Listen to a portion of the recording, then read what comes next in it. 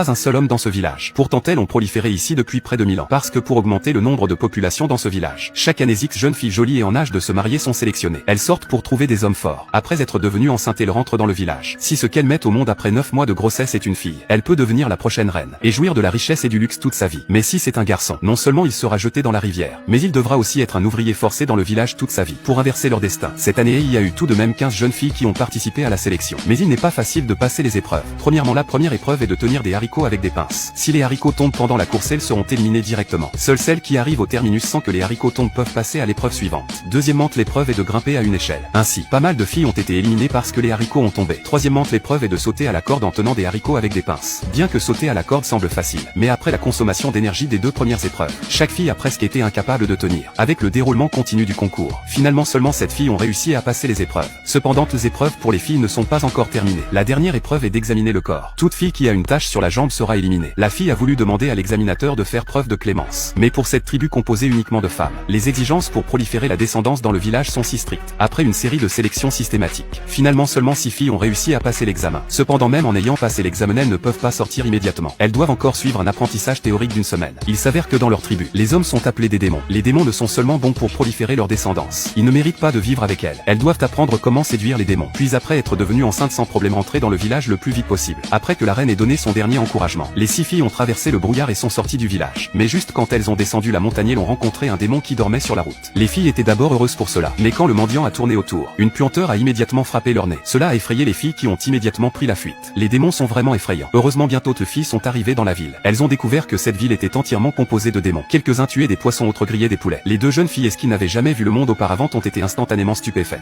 Pour sortir le plus vite possible de cet endroit plein de démons, le soir elles ont commencé à étudier des mesures. Le lendemain matin, elles se sont habillées légèrement et sont sorties pour trouver des cibles. Elles ont décidé de terminer vite et de rentrer chez elles rapidement.